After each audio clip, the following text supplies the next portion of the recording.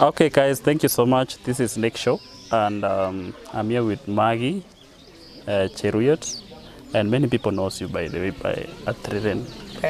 Yeah. So, guys, we're going to. This is Nick Show. This is all about your story. Oh, okay. And it's all about sharing your story. Okay. You know, the thing when you share your story, you encourage someone. Sure. Yeah. You show the way to someone that you went through all this, but you made it in life, right? And also the challenges that you encounter can encourage someone. Sure. Yeah, so maybe you can just brief introduction. Who is Maggie? Well, you just said Maggie, and they know me as Atiriren. Atriren, yes. But now my name is Maggie Cheruiyot, and that means I am married to Cheruiyot. Oh, wow. And Maggie Cheruiyot is a mother of 3, married to Willie, as I've said, and I am born again. I love the Lord. Wow. I have been in marriage for quite some time. How many years now? 21 years. 20 because years. yeah, 21 because my firstborn son is 20 years. So I've been in marriage for 21 years. 21 years. That's a long time. I have an experience. I see. Even you, Nick, I should be your mother. You are already. Yeah, because my son. If my son is 20, I'm sure you're not very far from 20. Maybe you're 20 something. I'm really 30s. 30s. Yeah. I'm growing old. I'm going old. You don't look 30. You look 27. It's by the grace. Okay. You are. Yeah. So maybe Maggie, where do you come from? Well, For that person who doesn't know you, maybe. No. I come from Nakuru County. That's where I live. I was born in Kericho County. Okay. That is where I was born. Then I got married in Trans Nzoia. That is where our parents are. And that is where my husband was born also. Then now Tuka Mukatoka mukenda Nakuru. Me and my family. Wow. We live in Nakuru. So 3 counties. 3 counties. Kericho, Nakuru. No, Kericho, Trans Nzoia. Imagine you went through like 5 counties. Do you know that? Really? You came from Kericho. Yes. You ulipitia hapa Awase. No, Awase ni Kisumu County. Really? Yeah. And then you came to. I think I passed through total. I didn't pass through Awase. Okay. Awase is Nyanza. Yeah. Then it's Kisumu County. Oh, Kisumu. And then you came to Nandi County, right? Oh, yes. And then Uasin County. And then now Trans Nzoia. A lot of counties. What were you looking for? Now, where were these people? Where were they? You know? Where were these men? People are there. They didn't see me. They didn't see me. Look at them. Look at them now. Look at them. But you have a lot of experience, Yes, I believe. I have. Being in marriage for 21 years, that's a long time. Yeah, I thank God. And you know what, Nick?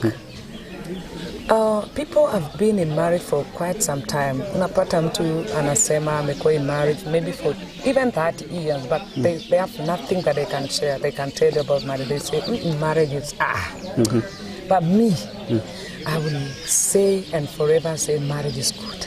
Wow. Marriage is good. Are you ready to share something about marriage? Yes. Then you can sit here. Yeah? Yeah. We want to hear your story. Share. Karibu sana. Why not? Thank you. Yeah. Yes. Now, what do you want to know about marriage? Because I'm not married, so not married. I'm not married, unfortunately. Do we say unfortunately? No, not unfortunately. Mungu achanena. Not really Mungu ajanena. No, don't say Mungu ajanena. You know there are things, Nick, You don't have to wait for God to speak. He spoke from the beginning and said a man should leave their own parents and is it sticking to a wife? Yeah, we leave the parents and start his own family, right? Yes. But you see... No, he said, no, you don't have to wait for him to nini again, to talk again. I mean, you said to speak or to do it. What's your name? You know, let me tell you something, Maggie. When the time is right, I, the Lord, will make it happen. When the time is right, I will make it happen. Yeah. But does it mean he will speak? Let me tell you, he didn't speak in our case. Yeah, he didn't speak. But I believe, like, pray for me. You're now my mother, right? There are prayers that I don't really take and say, I'll pray for you. No, I don't. There are things, tell me something else to pray for. I will not pray for you to get to you a partner. Open your eyes. Yes, and move around. See around. Move around and open your eyes. Wow. And then see what you want. You have the qualities of the woman you want. Yes. Just look around and, say hi, how are they? And you find yours. And you will, in your heart will testify, your spirit will testify that this is the right person. So it's not something like you take time praying for, pray for other things. Wow. Yeah, pray for other things, not marriage. Well, now, let's talk about the experiences that you have in marriage. What can you tell someone who is not married, or what can you tell someone who is struggling in marriage? Because I believe there are people who are going through a lot in marriages. Okay. Yeah. Nick, I happen to be a student studying counseling, though in my initial stage. But even before that, at least I would have something to say. Now, marriage, through my experience, because we came from different backgrounds, my husband, he was, yes, I told you he was Kitale, and I am, yes, we are all Kalenjins and Kipsigis and all that, but kila mtu alitoka kwao. For Mungu alipotuunganisha through that love. Lakini sasa, when people come together again, kuna experiences sasa mnaanza kuanza hapo. So, tukaanza learn one another. Slowly by slowly. Well, I was a village girl, na nilikuwa nimefundishwa ya kwamba to be a woman lazima ukue mwanamke anafaa kuwa 1 2 3, during our time, msichana alikuwa anafundishwa na mama vile anafaa akienda kwa kule kwingine akabehave. Because there were things ambayo mama ilikuwa ukifanya na wambe, this is how you will be doing when you go to people's houses, when you become a woman, this is how you'll be doing things. So you are like, oh, kumbe, this is not supposed to be done, and this is how things should be done. So our mothers, they prepared us to know that we are going to be married, and there are don'ts and do's in marriage. So I don't know exactly about today, but okay, I have daughters. My daughter is 17 years old, and another one is about 13. And I am always, bringing to them to know that there's one day. There is this question I have someone someday. Yes. And we are Kalenjins. And I found that there are some parents who are not open to their kids, mostly when they're in adolescence stage. Yeah. Are you open to your daughter? Yeah. I talk to them a lot that they will one day leave me and go to their husbands. Wow. I tell them, even the 13-year-old daughter, I tell them, is this how you're going to be doing? One day you will go. So they always know there are don'ts and do's in marriage. And also the way I carry myself as a wife to my husband. I always do things, especially when they are around us. I make sure I don't, I'm careful, because I want them to learn from me. So sometimes when we are alone with my daughters, the three of us, they are like, hey, Mom, I just want to be a wife like you. I like the way you're treating Dad. But you know what? Okay, there are times that we differ with my husband, but we don't show them. So they always see Mama is perfect and but they don't know this. Yeah, but and when they tell me that Mama, I would want to be a woman like you, a wife like you, I tell them, oh yes, but you know what? There are differences we have sometimes with Daddy, but we solve in the bedroom. We don't bring them here before. They are like, Mom, really? Do you differ sometimes? I tell them yes. Sometimes we differ. Because Dad anataka hivi na mimi namwambia nataka hivi, so lazima we differ. And I think we should book an appointment for marriage issues. I will love it. I will love it. Call me. Bring me like those who have been married and they are below 10, especially below 10. I want that group of below 10. You can do it online. I want that about marriage. That group of below 10, my brother Nick, that is a group that is supposed to really be taken through, because that is the group ambayo iko na shida sana. Because they are in the marriage and new to it and things are happening, changes, watoto wanazaliwa, things are rapid, very fast. I liked what you said. You said like marriage is good, right? Yes, good. Yeah. Yes, it's good. 100% good. It is 100% because it is from God. Wow. So vitu za Mungu zinakuanga perfect. I have a friend. It's called Johnny. Do you know Johnny? Johnny? I know so many Johnny, so I don't know which Johnny you are referring to.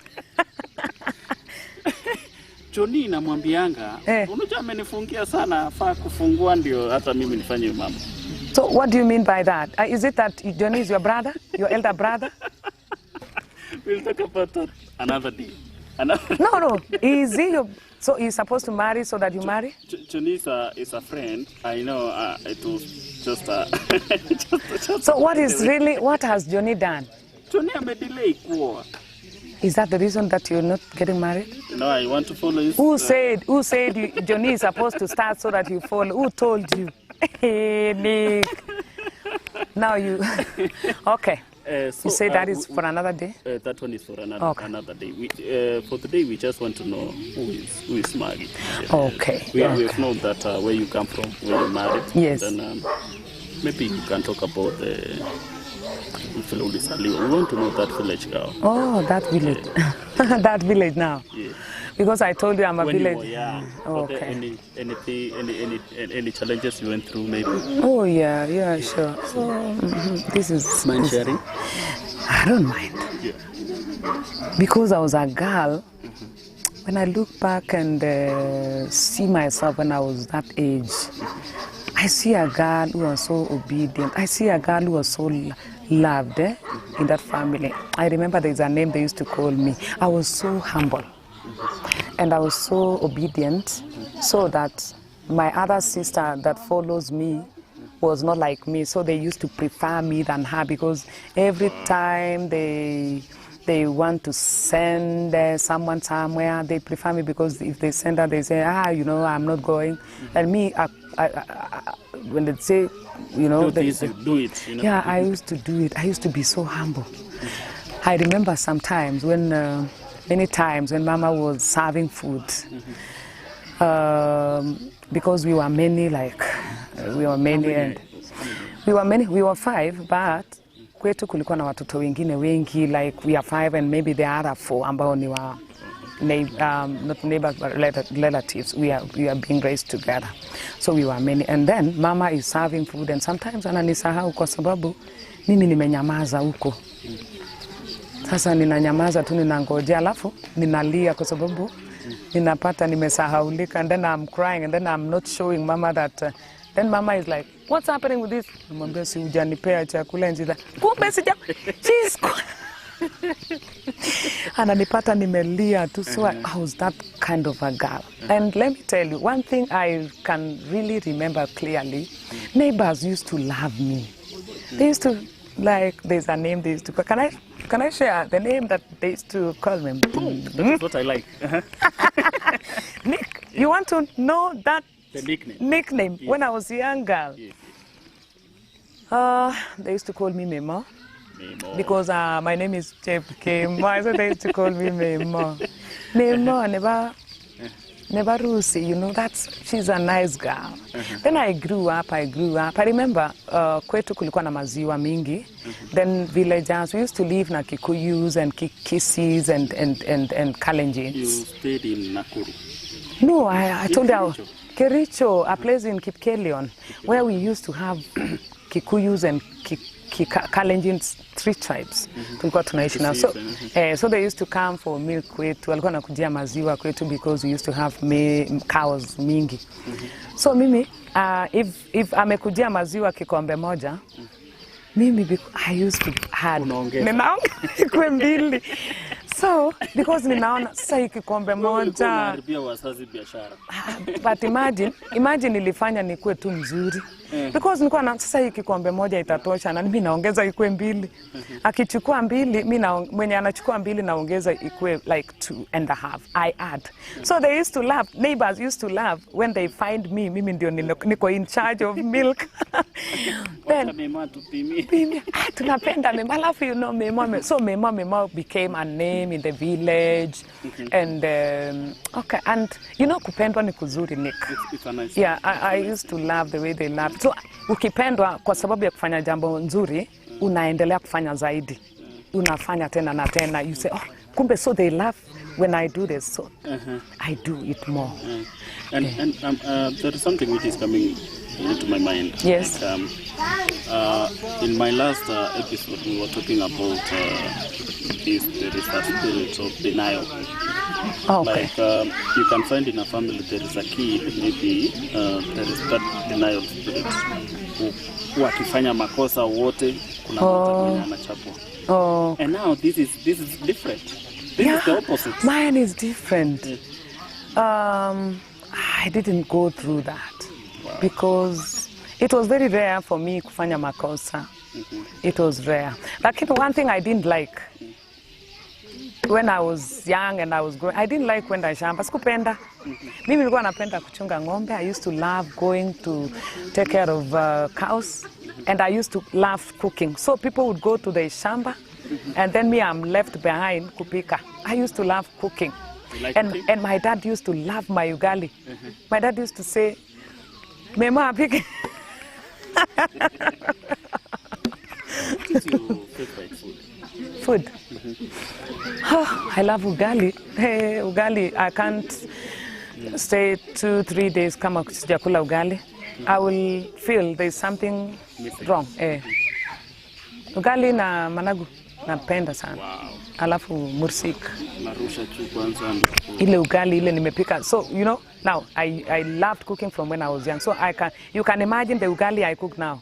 I want to taste that. Oh, ask them. They will tell you, go to Maggie's house and you will eat ugali. You will ask Maggie.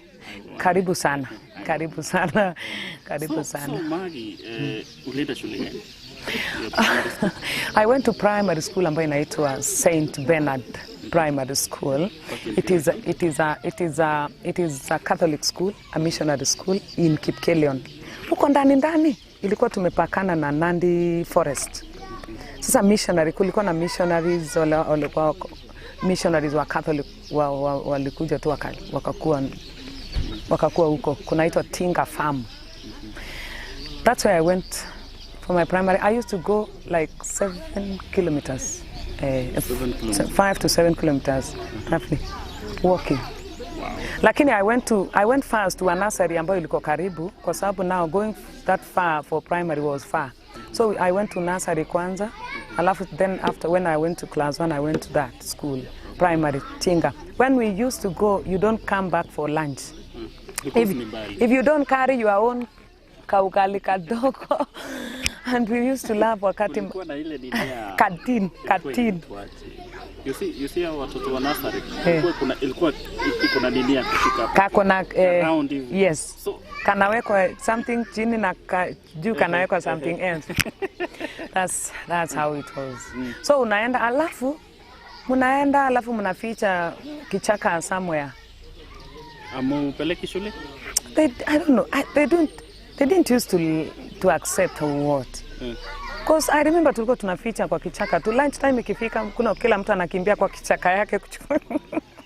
Na mtu akikuja kuipa? No, imagine hakukuwa na hiyo unless panya akule. Oh panya akule. Yeah, that's that was primary. Yeah, that's primary school.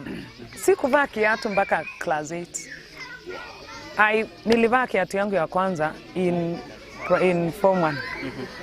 But Nick, I don't know why, because it's not that home hawakuwa like very poor, although they were, I don't know why. Yeah. It wasn't necessary. It wasn't necessary. Hata tulikuwa na kiatu lakini hiyo ni ya kuvaa saa ile watu wanaenda safari. Na Christmas.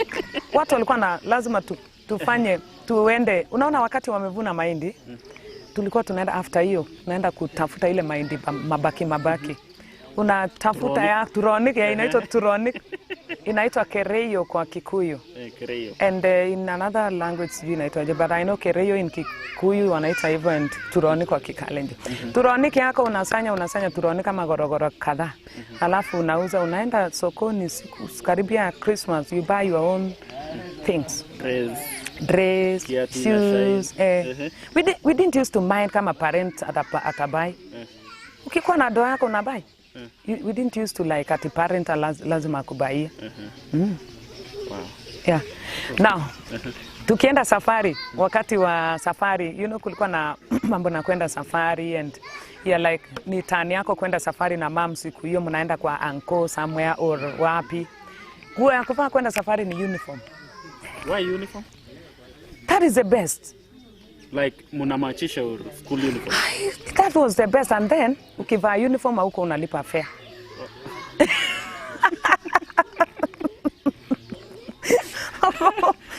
Was it really best or ulikuwa unaipa? No, it was two way. It was the best. Alafu especially kama umenunuliwa recently. Ni the best dress.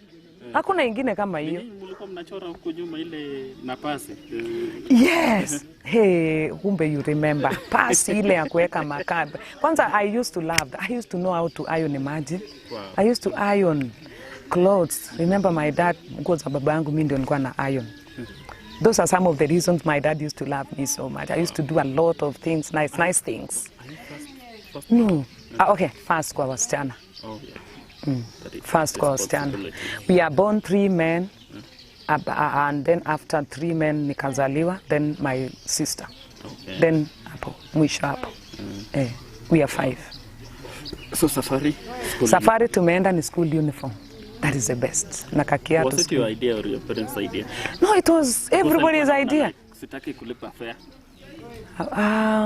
Unajua ilikuwa ni kama ni sheria, watoto wa shule walipi.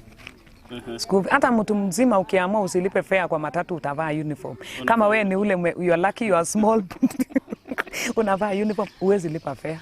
Utaenda mahali unataka kwenda. Yes. Wow. So like Tronic, vitu zako. Safari ndio hiyo. Sasa safari huwezi valia.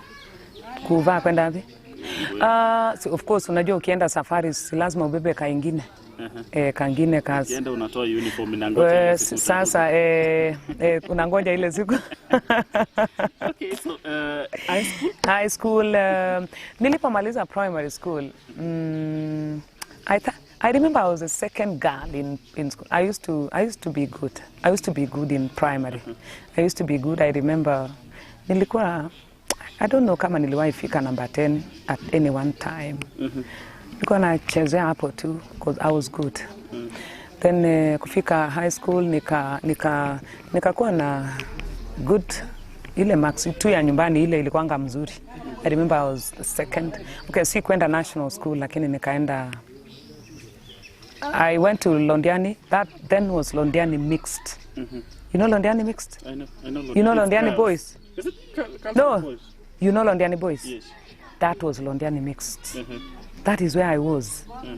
Yes. It was mixed. Which year was it? Long time ago. Maybe I was in school with your mom and dad, maybe. But, well, nilimaliza 96. 96. That was when nilimaliza 96. Ulikuwa umezaliwa? I was around 8 years. Ulikuwa umekuja dunia hii. I was in school. Really? Yeah. Okay. Haukuwa umeenda shule? 6 years? 8? When I was 6 years. Oh, okay. Oh, ulikuwa hapo baby class. Hapo ndio nilitoka Londiani mixed. Okay. I went to high school. That was 1990 what now? 92? 92, 93, 94, 95, 96. 93. That was when I was in Form 1. 93. Then 93 the same year. And then that is when I think I knew Christ differently. Because tukiwa nyumbani, unajua sikukuambia hata nilikuwa Sunday school, nilikuwa mtoto mzuri Sunday school, primary nilikuwa mimi naimba. Unaona ule mtoto unaimba, na kwetu kulikuwa ni milima, mountains. So wakati I'm taking care of our cows nikiwa mlima hii, nilikuwa ninapenda when I sing with that nice voice, and unajua ile echo ya mlima ile unasikia ni kama unapewa backup na hey, I used to love. I sing my word. I don't know. I had not known that I'm worshiping God, but I used to love. I used to love worship, praising God nikichunga ng'ombe. Aya, nikiwa primary mimi ndio nilikuwa naongoza parade. You don't know because you went to school juzi tu, wewe ni mtu wa kuzaliwa juzi. In our time, we used to have parading and then we sing chorus. Tunasemekana. You know, I know yangu ni ya juzi. There was every Friday kuna pastor anakuja assembly. Sasa wakati wetu I was in a Catholic school. Oh yeah. But hawakuwa anakuja, tulikuwa tunaendanga once in a while misa kwa church, lakini tulikuwa tunafanya tu assembly, tunaimba chorus, alafu someone says memory verses and all that. But me, I don't remember other things. I just remember I was the soloist in that school. I think from kutoka wakati ile nilijielewa. Wengine from class 4 hapo. Nikajielewa. Nika na solo. Inasemekana tu, Magdalene, tupatie chorus moja, naimba. Hakuna microphone, but hiyo sauti. Vile ilikuwa natoka mimi sijui. Ilikuwa ni ndio sauti. So in short it was a calling. Yeah. Then, I didn't know, but now I know kumbe it was a calling. It was a talent that God gave to me from birth. Now we're going to come into that calling, and when you realize that it was a calling. But now high school. Tulienda high school. Nikamaliza high school in 96. Nilipomaliza high school in 96, I remember I got a grade. Nilipatanga C minor. C minor. Sasa unajua hiyo iko tosha niende university. But I was to go to college. But wakati barua yangu ya kwenda college, nilikuwa naenda kufanya nursing. My dad akakataa kulipa fees. Baba yangu, okay, I come from a polygamous family. My mom is the third wife. And then kuna hata mwingine. Sasa you can imagine huyo baba yangu kwanza alikuwa, we are age mates na wale wanamuita grandfather. We were age mates na wale hata. So alikuwa naona tumemaliza. Sasa unajua hii hakuna kitu kingine ilikuwa tunatumia kusoma, ilikuwa ni ng'ombe. Sasa kuenda shule ilikuwa ni kuuza ng'ombe. By the time sasa nimemaliza high school, sasa baba alikuwa anajua sasa amemaliza tena shule tena. Amemaliza ng'ombe zangu. So he refused to pay for me to go to nursing, the school I wanted to go to do nursing. Roho imekuja lakini baba akakataa, no school fees. And those days I don't know why hatukupata mafikira ya like tufanye hata harambee ama nini. So I ended up kwa my uncle ambaye at least sasa walikuwa naishi tao. So unajua sasa niko village. Nikakuja town sasa. Nikakuja town. Ndiye alinitafutia college. Lakini vile baba akakataa. Na hiyo chance ilikuwa chance kipatikana na I remember barua ilikujanga na ilikuwa ni report in a week's time or something. Ilikuwa imechelewa. Sasa ikawa hiyo chance nikapoteza. I stayed in my uncle's place and the best thing nilikuwa nafanya huko ni to take care of children. So take care of watoto, nikachunga watoto. Nikakuwa, I don't want to say I was a maid, but I was doing that work being a maid. Nilisaidia kazi sana na peleka watoto shule. All that, waiting at least if God can open another door. So you stayed in your uncle's place for many years? Not many, because nilimaliza 96, sasa 97 and 98. 97 nilikuwa like sasa niko hapo sasa. Lakini 98 sasa ndio nikakutana na jamaa. Wow. Handsome man from Transoya. Nakutana na jamaa alikuwa anafanya Kericho, alikuwa anafanya kazi Unilever Kenya. My husband alikuwa anafanya hapo. Na sasa msichana amekuja kwa uncle yake Kericho. Na sasa kulikuwa na cousin yangu ambaye alikuwa at least yeye ni mjuaji kidogo, alikuwa ameshakaa tao kidogo yeye. Sasa katika hiyo hali tukawa, hiyo cousin yangu alikuwa ananipelekanga, tulikuwa tunaendanga, kulikuwa na meetings, ibada zilikuwa zinafanyika midweek services kwa church somewhere in Kericho town. Sasa cousin yangu akawa ananipeleka. Sasa katika ile kupelekwa na cousin yangu, huyo alikuwa anajuana na huyu jamaa sasa mwenye anataka kuniona. Sasa cousin yangu huyu alikuwa na dates. So now there are two men. Kuna two men hapa. And you are two. And we are two. So these men are friends, very close friends.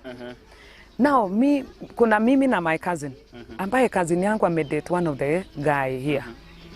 Sasa ni cousin yangu afanye nini? So sasa anaenda kumwona boyfriend wake, anaenda na wewe. Well, yeah, kwa sababu sasa my cousin huyu anajuana na hawa wawili.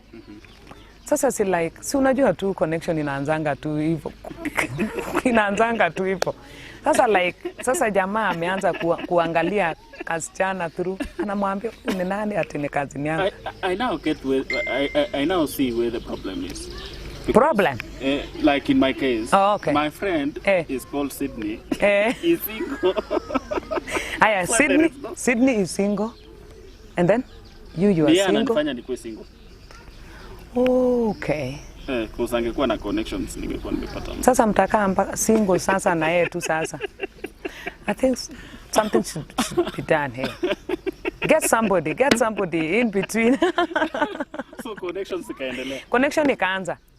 Na yetu ikawa, you know what? Let me surprise you, Nick. Yetu ndio iliwaka na yao ikuwaka.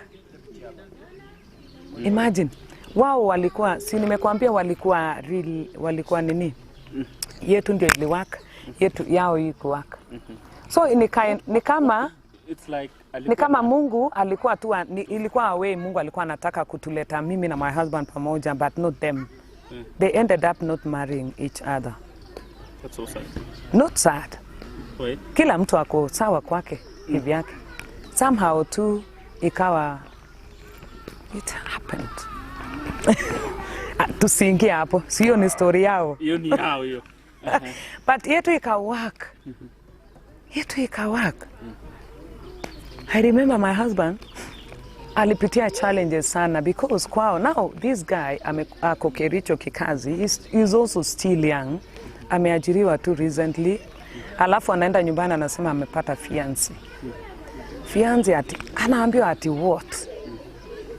Yani huyo msichana umemjua aje sasa? All the way, yani hakuna wasichana uliwajua huku, umeenda tu umekutana na wasichana wa Kericho. Wewe tatuletea nini, you know. He went through a lot. Sio ikuwe story yake pia aishe. But it was not easy for him. Easy. But that guy is a man. Baka wa leo na mushi. I respect him. He stood.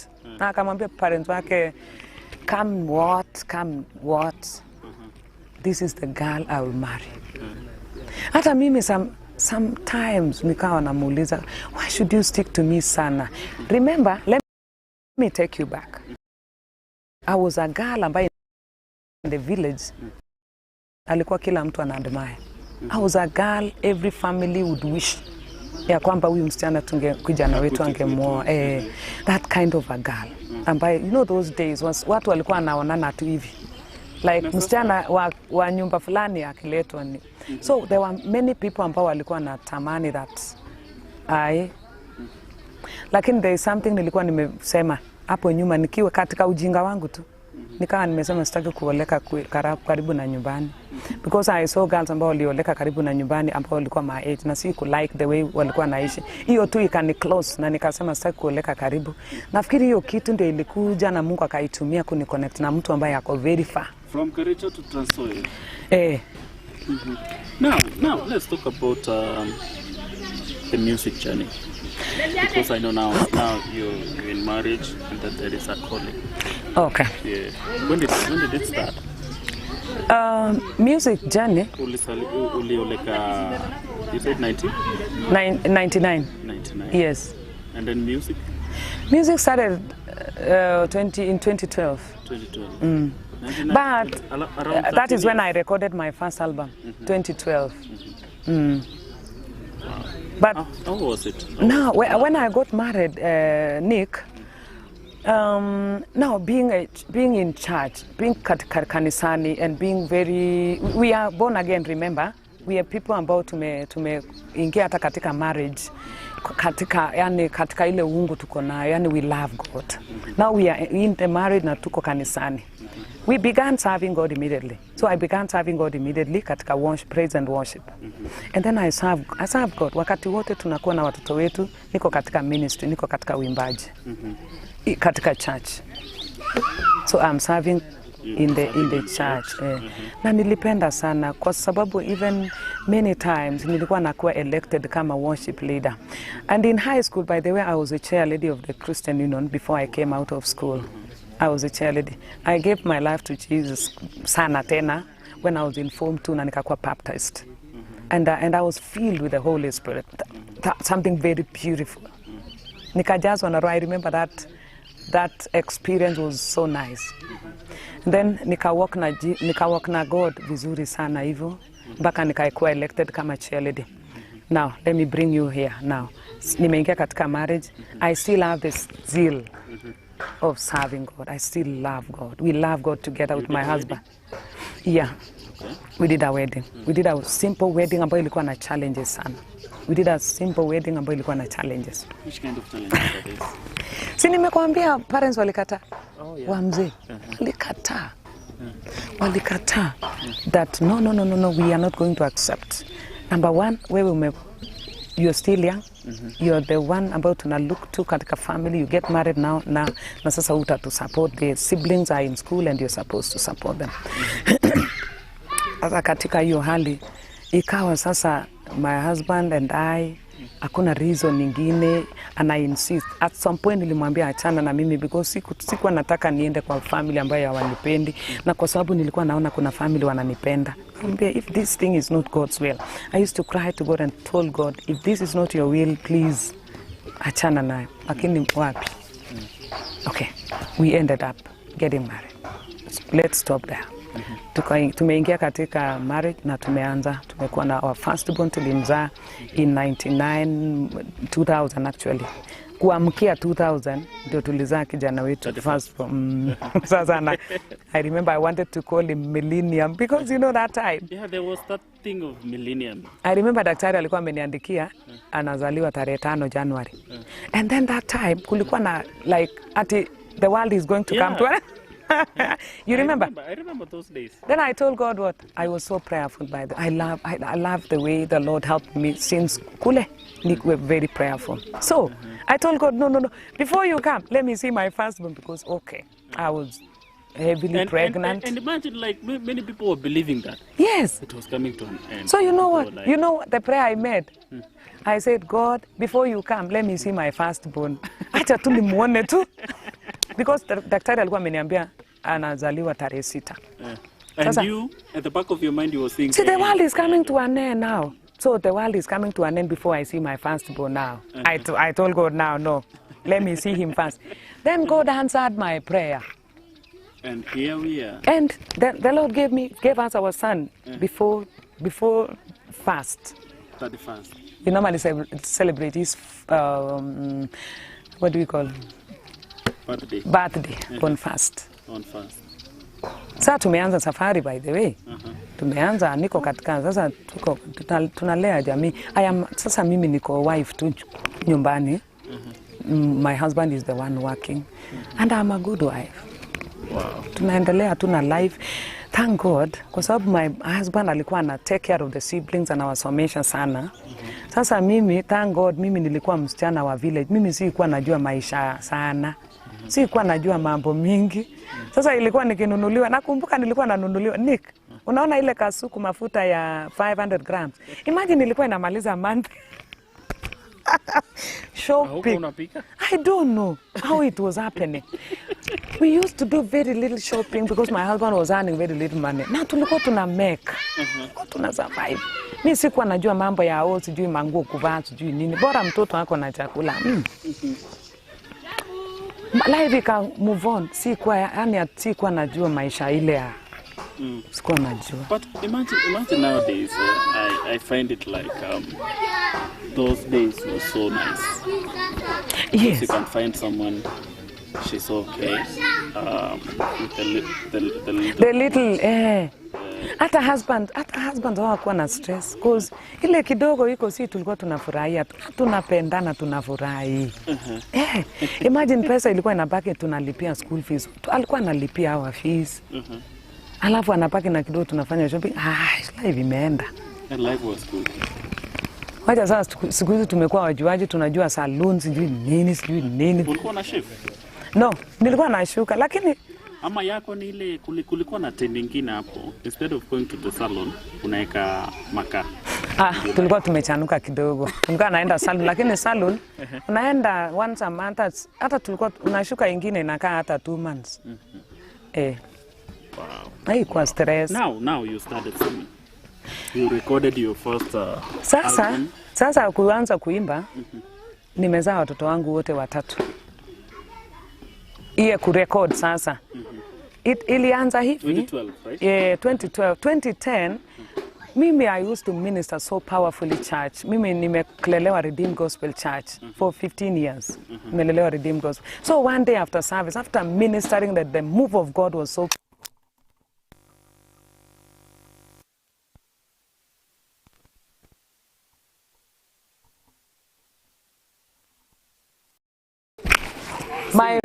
That is 2012. 2010, Mama is telling me, Maggie, you can sing. Na nikakataa sana. But what she told me, akaniambia, Maggie, I'm going to pray for you. You also go and pray.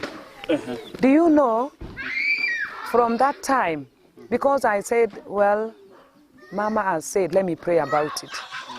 Then when I started praying about it, about what Mama mentioned, let me tell you, truly speaking, and I'm sincere in this, I had never thought I can sing ati kukua musician ambaye ati hivyo mbile mnaona.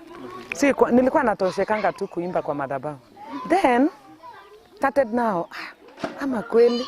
Then when I prayed about it, the Lord began dropping songs in me. That was the time I began receiving songs. You know, receiving them ati nalala ninapata song, ninatembea napata song hivyo.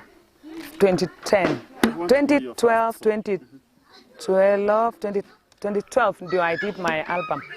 I remember I launched it in April 2012. So, nili record in 2011 hapo. Lakini nili launch April 2012. Church in Nairobi. We were living in Nairobi then. That first album, you want to know about the first album? Yes. The first album inaitwa Gararane Tiana. And apparently, ile song ambayo hit hapo, sio the first song, ama the second, the 7th song, the 6th and 7th. Wimbo number 6 inasema, track number 6 says, Rirenengu. It talks about the mercies of God. That Rirenengu, and it used to play in media sana. Paka najiuliza yani song kwani sasa iko. Mimi nilikuwa ninasikia ni kama it is for me, because I was speaking about myself. I was telling God, it is by your mercies that I'm here, that I'm what I am today. And then track number 7, ili hit sana. Inasema, Iga mangunenyu, you are my hope. You are my hope. Wewe ni tumaini langu. Iga mangunenyu no baba ga mangunet. Iga mangunenyu no baba ga mangunet. Iga mangunenyu no baba ga mangunet. Iga mangunenyu no baba ga mangunet. Now, this song, that is track number 7. Track number 7. Na ikakuwa healing to so many people. So many. I remember people used to call me wakiwa Tenwek Hospital. Tenwek hospitali. And people are getting healed, imagine. People are getting healed. Hospitali. Mtu anasema nilikuwa Tenwek, nilikuwa mgonjwa. Then that song really made me nimetoka usi nimepona. And there is one girl ambaye sijawahi msahau. Mimi nimeimba hizi nyimbo zingine zote. Lakini anarifaingi anasema hata ukiimba zingine zote Maggie. She always goes back to track number 1 Igo Mangunenyi. That girl anaitwa Chiri Brenda. This girl anatoka sijui wapi Nandi County. You know her? Yeah. That girl, ask her about Igo Mangunenyi. She cries. Anasema she was alikuwa live ingine ambayo you know, where was speaks to her life, right? Yeah. So that song picked her from I don't know where. Hiyo song ikamuto. Anasema alikuwa anafanyanga kazi kwa hoteli. Kaka kioski kakibanda ndio apate school fees aende high school. Ati alikuwa akisikia hiyo wimbo. She will share. Mimi huwa when she shares about it, mimi nalianga hata mimi. She says that song mama ilikuwa ikiimba anachificha kwa tajiri yake. Sijui anachificha ndio asikie hiyo wimbo alie. And up to na huyo msichana akanitafuta mpaka siku moja akanipata live akanililia tu akasema mama you don't know what you have done in my life through that. I said what? Na sasa alinipata wakati this other song Atirireni imetoka imehit. Na sasa yeye ananirifaa tu Igo Mangunenyi anasema mama leave alone Atirireni, mimi take me back Igo Mangunenyi. That song na ninampata sasa ni msichana mrembo mzuri sana na anasema usinione saa hii hivi, ask me about where that song of yours imenitoa. I listen to her story, you will listen to her. Yeah. And many other testimonies from that song. Let me tell you, Nick, today the Lord has burdened me to mentor artists because there is something about artists. I think there's something they should know. Because that time nilikuwa nikienda kwa events hata mimi because nilikuwa na struggle sana niende kwa events ati nionekane kama wengine. Nijulikane na wimbo wangu hata iplay. Nilikuwa wimbo yangu ikiwekwa hata hiyo Igo Mangunenyi. Ikiwekwa inaimba minute moja ama minute 2 inatolewa na ninapigiwa haya Maggie, thank you very much. Kwa sababu gani? The song is slow, you know. The song goes slowly. Na watu kwa events kubwa wamezoea vitu inapiga. Watu wana they want to be so lively. Yeah. And my song haina live, you know. They were saying live. Sasa nilikuwa nalianga naambia Mungu ni siku gani hata mimi wimbo yangu inaweza imbwa. Atirudiwa, atiimbe hata mpaka mwisho. Inaimba. Hata ninawaambianga hata wacha tu hiyo stanza ingine iko na message. Wanasema hapana, thank you so much, time imeisha. But let me tell you, at the same time, the same song is healing people. The same song inafanya mtu ambaye amekuwa devastated kwa life ako kwake nyumbani analilia Mungu. Anasema the song is ministering to her. Akisikia kwa radio. So hii mambo ilikuwa inafanyika like mimi ninataka nijulikane nipewe ina crowd that nikiimba watu wasimame. But ilikuwa inafanyika kwa 1, 2, 3 people. The Lord is ministering to them in their homes, in hospitals especially, and people that are going through tough times. People ambao wamefika mwisho ndio wamenicall mara mingi wakiniambia the song has given them hope. That is so touching. And now, how much are Atirireni? Can you talk about that? 2012 nime launch. 2013 niko bado sasa ni hizo struggles za kutafuta platform. 2014 bado ninatafuta platform and in 2014 by the way is when we moved from Nairobi to Nakuru. That's when we bought our land in the end of 2014. Na sasa nilikuwa nimerudi kwa madhabahu mimi nimeanza kusabu juu hizi songs niliona sasa hizi songs hata hakuna mahali zinanipeleka juu. Asipati watu waniite ninatamani niitwe kwa events. Nilikuwa natokanga Nairobi because I used to live in Nairobi. Nikisikia kuna event mahali ninaenda kuomba nafasi. I can travel all the way from Nairobi to an event in Kericho na niombe na nipewe 1 minute na ninarudi na nimelipa fare. I'm like, hii music ni nini hivi tu?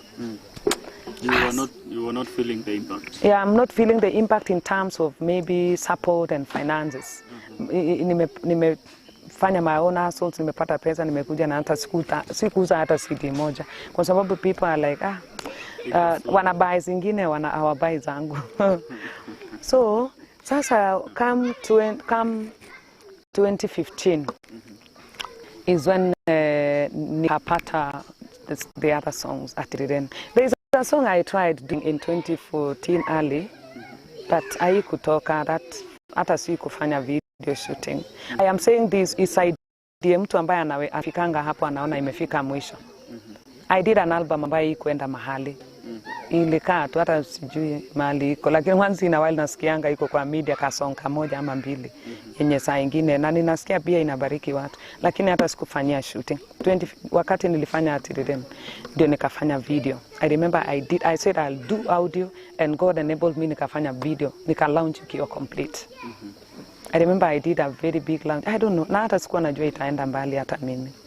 It's only Mungu tu alitupea ability na my husband akanisaidia nikafanya a very big event ambayo ilikuwa launch. Ilifanywa na Kuru Teachers College. It was big. That time media walikuwa wanapenda kusupport. Kulikuwa na media walikuwa wanapenda kusupport artists.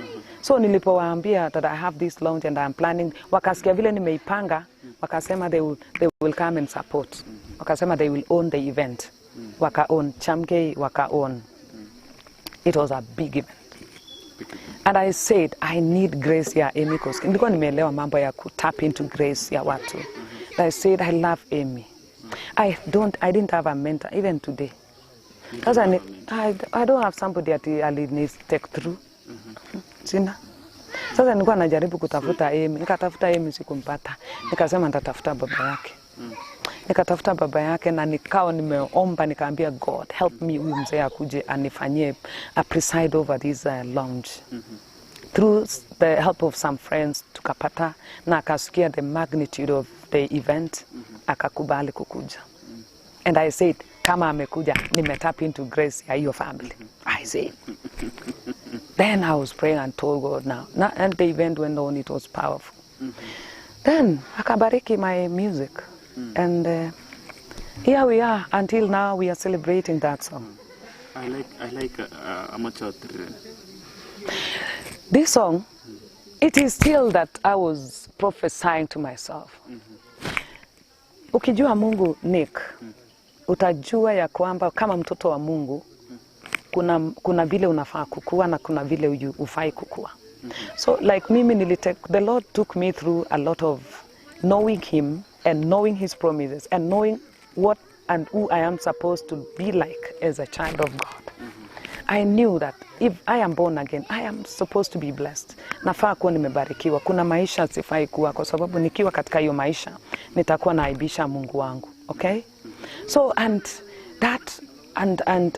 I kept on learning more about God. Na nikajua that is how that song came. Kwa sababu I remember I was going somewhere. Na nilikuwa ninaenda kutafuta contract Bomet County.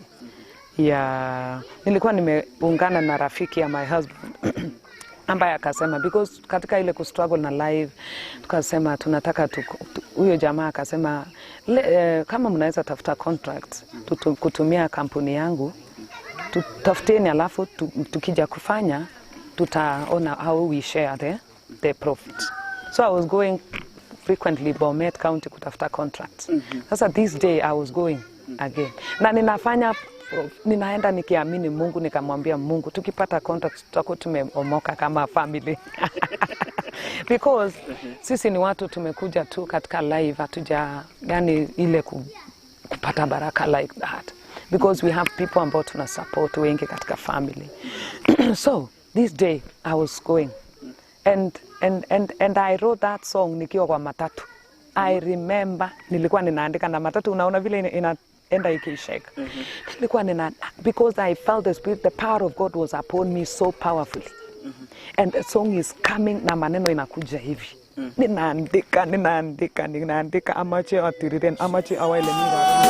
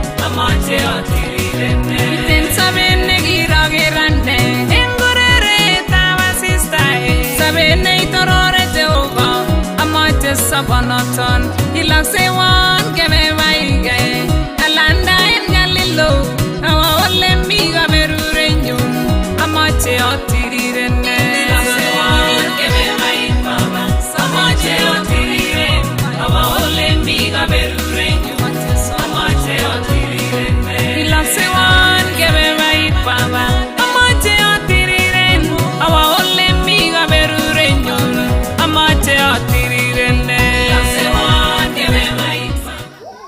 Part 2 Okay. of this story, because I know it's a long story. It's a long story. I heard you talking about US. Oh yes.